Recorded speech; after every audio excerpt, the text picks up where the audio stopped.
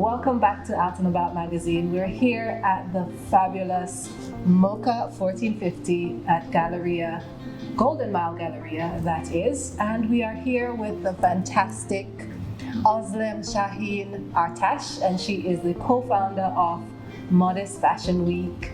Dubai is one of the locations, and she'll tell us more about the different Modest Fashion Weeks around the world.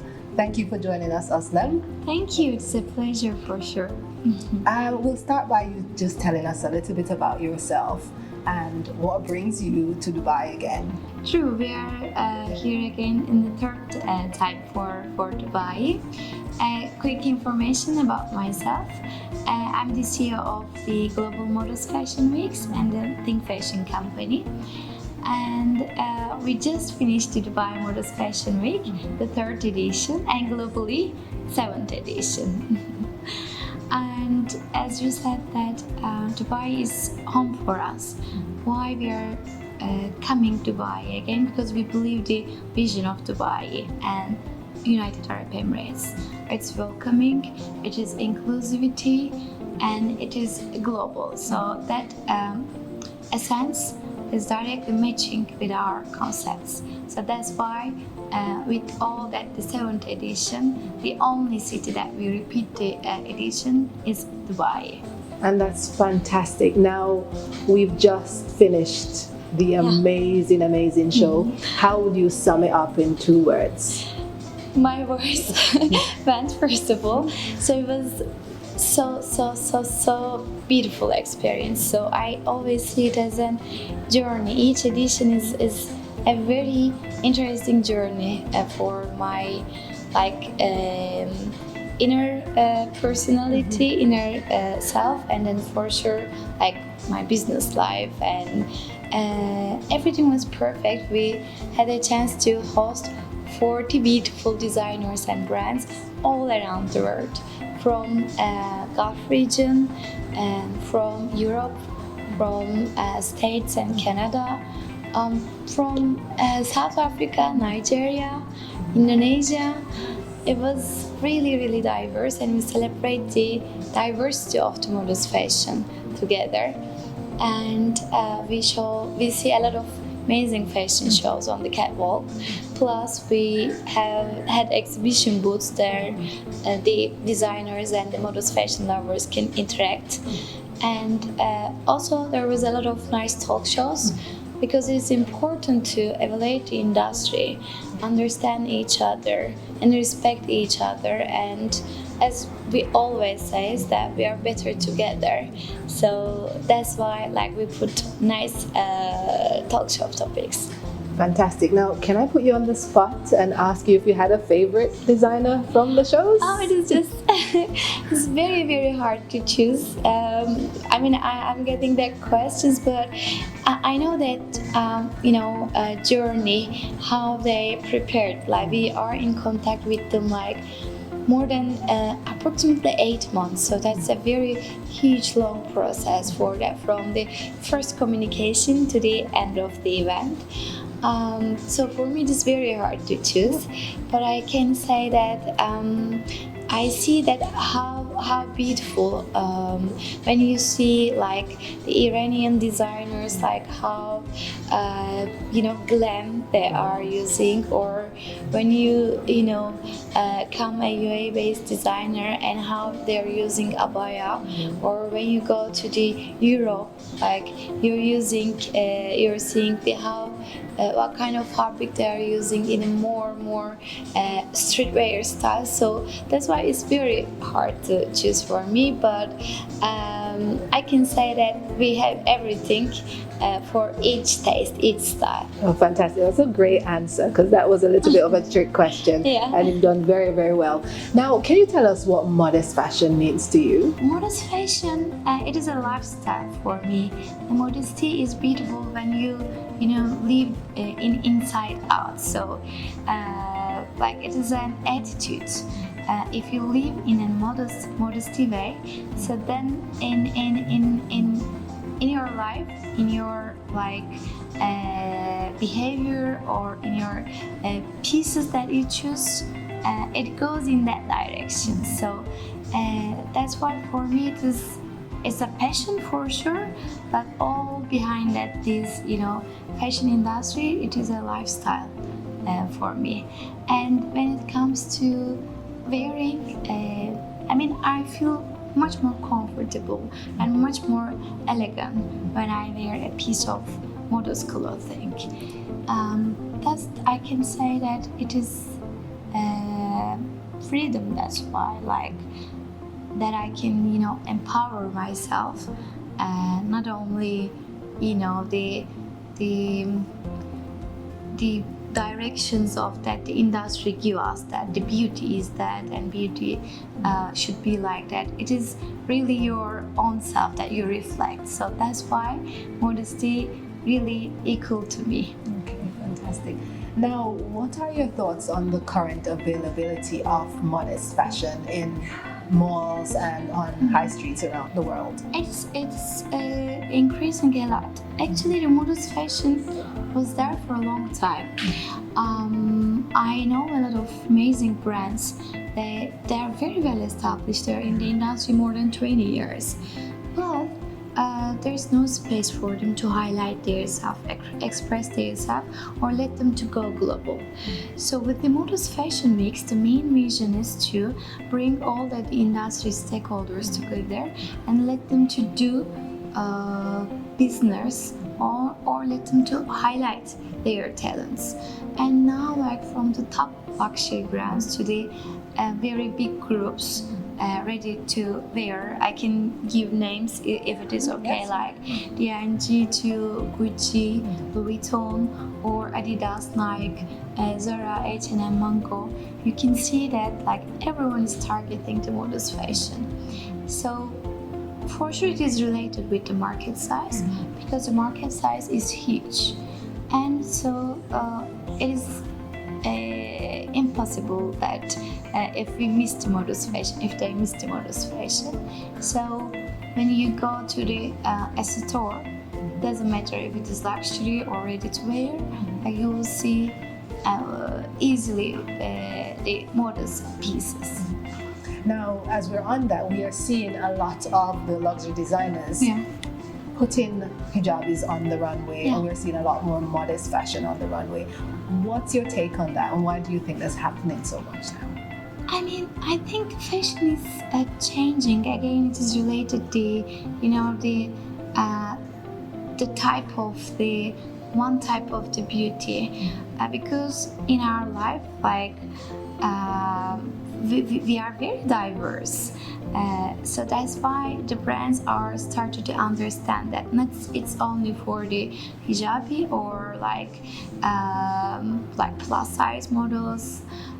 We can see more different backgrounds and different skin colors or different aids or disabled people also in the catwalk. So because that's us, and then that's why that they are putting the hijabis on the catwalk.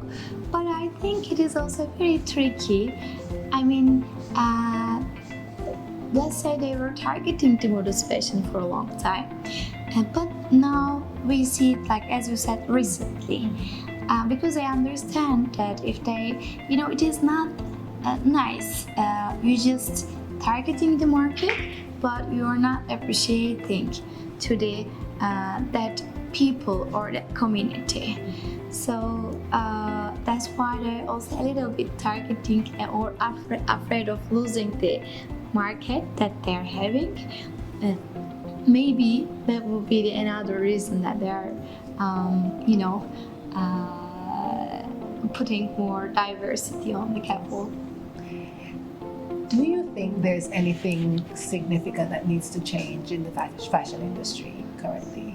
I do. There's a lot to change actually. It's interestingly we had a pandemic process. So first of all, I think the individuals are started to think in a different way. First of all, for themselves, what I'm doing and why I'm doing it. Our daily working process is changed. we started not to go to the office. We started to turn to the more digital, and people started to focus on what they really want in their life, and it brings a lot of additional questions. So what is the priority for us, like really consuming crazily, or is there any, or are they more important values for us? So when it comes to the fashion, people understand, like, you're buying a piece of clothes, the fabric comes from, let's say, Asia, and you're producing in Europe, and then you're consuming in United States. You see that how long journey it takes one piece of clothes. I think people are started to think in more consciously about their consumption after the pandemic. Really, if we think on that way, it starts a new way of thinking. It helps us to think in that way. Besides that, I think the young generation also like taking a lead of that change. So for me, the young generation is again more smart. What they want to really consume, and they're more caring about their worth, which is sustainable fashion. It is a must for all of brands. It doesn't matter modest or mainstream. That's why I think there's going to be a lot of change, and that's why we choose actually the topic of the awakening. Each edition of the Modest Fashion Weeks, we have a concept, but that edition we want to say and speak about awakening, because it's time to start a new era for the fashion, a new era for the consumption part, a new era for the being more inclusive, more diverse, and more welcoming, and for sure respecting each other. And these are all needs to be changed from the very first production to the end consumption. What's the big vision for Modest Fashion Weeks?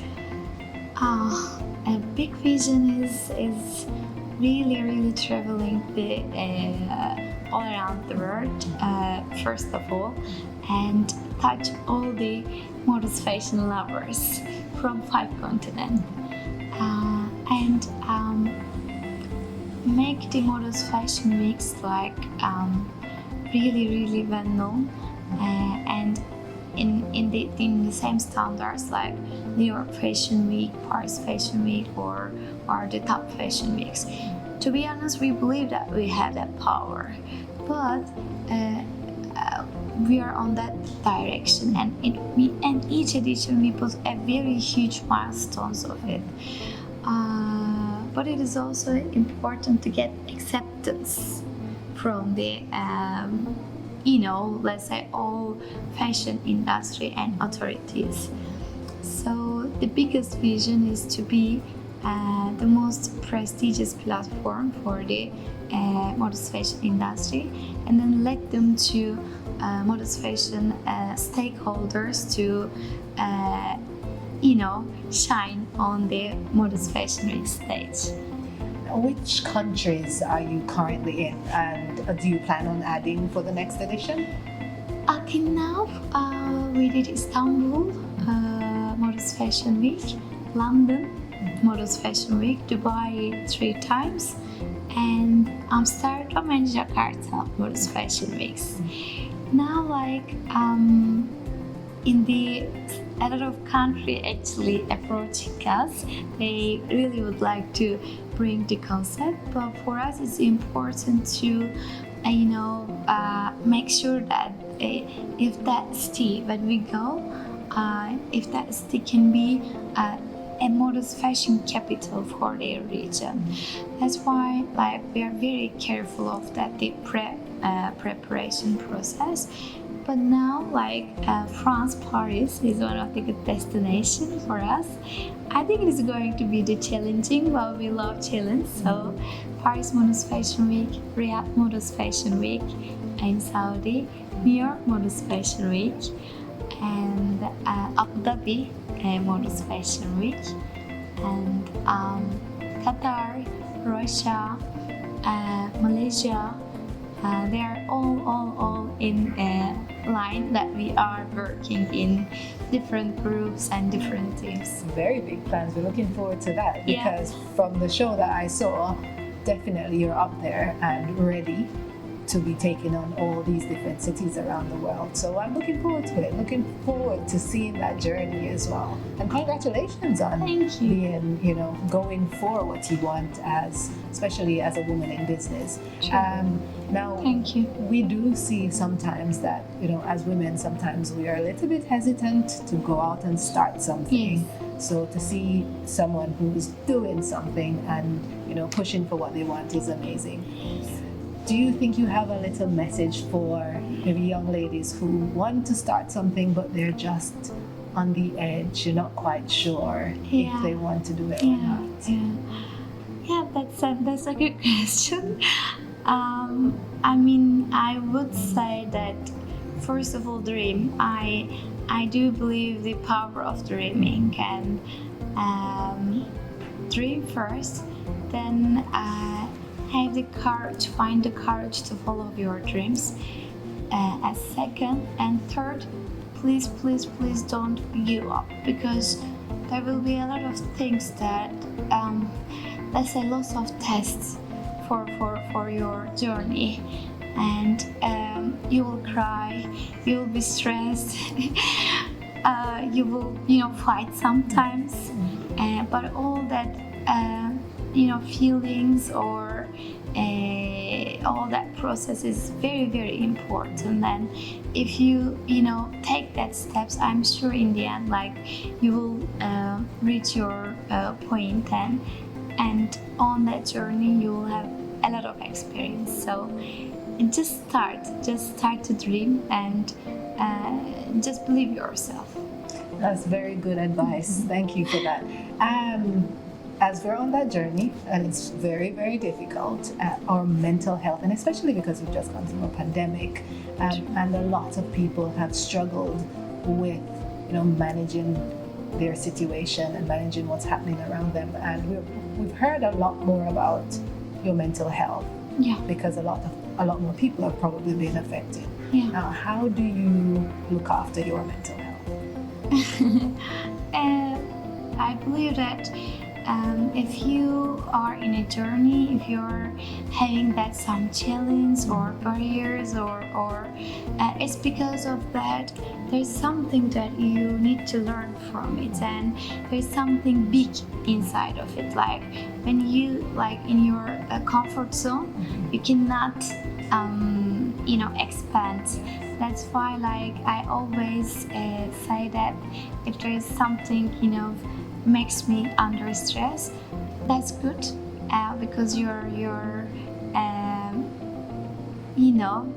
getting your level of being, let's say, getting in a different level with that experience. So just take it, and that helps me a lot actually.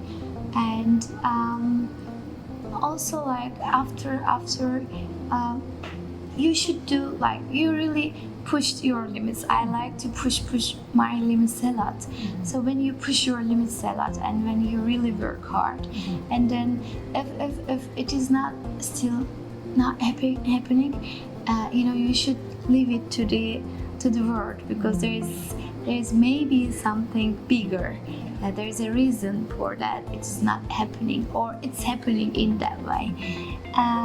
Also for sure that this Modest Fashion Week journey is a crazy journey, 8 months, and within huge preparation, putting 2025 country in one platform and understand their needs and trying to be kind and speak with them and it's just I think like I'm always thinking today. So we just finished the event, and when I see that people, their appreciation or their happy face, it makes me, very very happy. So then I can say that you can think that moment that when you achieve, just think what will be your feeling. Then it helps a lot to move forward. Okay. Now, definitely, because that end product is what you're looking for, and sometimes you can't really see what's going to come up. Yeah. But because you have that reference point, and because you've dreamt, and because you've told yourself that that is what I'm working towards, and it does make it maybe a little bit easier. Yeah. Now, we've come to the end, and my last question is always the same, and I've picked up lots of these along the way, and that is for you to tell me if there's a quote that you live by, and probably why.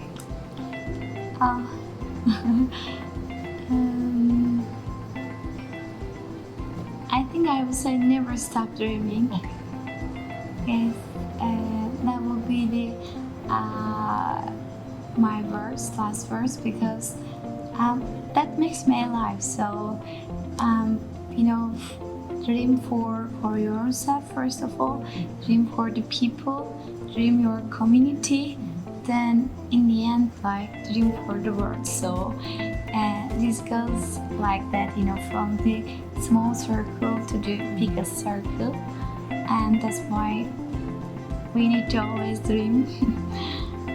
Thank you so much for joining us, Ozlem. It's been a pleasure talking to you. I'm sure you must be a little bit tired after such an amazing weekend, but we appreciate that you sat down and talked through Modest Fashion Week and some of the plans that you have coming up. Thank you. Thank you. It's a pleasure to meet all of you, and see you in the next edition. Yes, for sure. See you then.